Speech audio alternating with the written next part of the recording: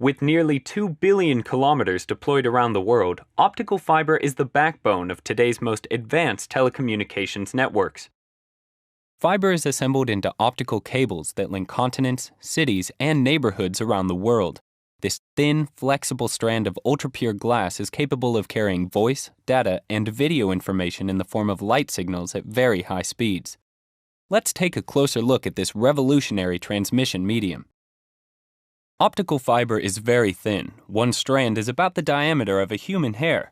It is comprised of two basic elements made of glass, the core and the cladding.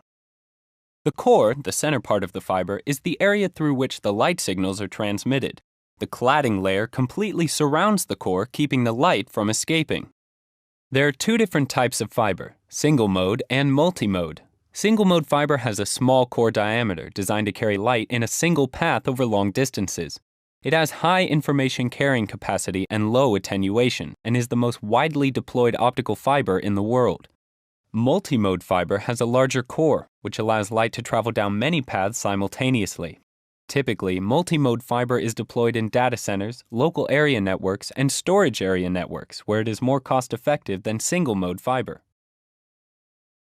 Corning invented the first low-loss fiber in 1970 and has continued to deliver significant performance improvements for the past 40 years through continuous innovation.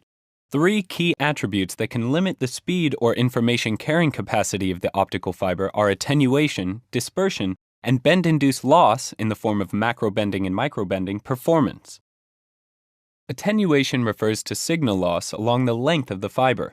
In this illustration, the light gets dimmer as it travels down the fiber. It can be caused by the quality of the glass itself or can be induced by bending. Dispersion is the distortion of a signal along the fiber length. This occurs because different spectral components of the optical signal in the optical fiber travel at different speeds. In this example, different wavelengths are represented by the red and yellow light. Macrobending and microbending are optical effects that occur when the fiber is bent from a straight axis. Microbending is an attenuation increase caused by high-frequency, small-radius bends along the length of the fiber. Macrobending is the attenuation associated with bending or wrapping the fiber. Both of these conditions can allow light to leak out of the fiber, meaning some of the original signal is lost. Using a bend-insensitive fiber like Corning ClearCurve single-mode or multi-mode fiber will greatly reduce the loss caused by macrobending. Optical fibers operate on the principle of total internal reflection, which keeps the light within the core and guides it down the length of the fiber. Refraction refers to the bending of light as it passes from one substance to another. The glass used in the fiber's core has a higher refractive index than the glass used in the cladding, so that the light can be trapped in the core by reflection at the cladding interface, as it propagates down the length of the fiber. Two additional characteristics of single-mode fiber that are important are cutoff wavelength and mode field diameter. Cutoff wavelength is the wavelength above which a fiber will support only a single mode. Wavelengths below the cutoff support two or more modes. The cutoff wavelength is determined by the fiber's refractive index profile, the length and bend of the fiber, as well as the cabling process and deployment conditions encountered during use. In a single-mode fiber, some of the optical power is actually guided outside the core. In fact, as much as 30% of the light propagates in the cladding layer of some fibers. The mode field diameter defines the size of the optical power distribution in the fiber. Multi-mode fiber has two important characteristics, numerical aperture and core size. Numerical aperture is the measure of the angular range of acceptance of light into a fiber.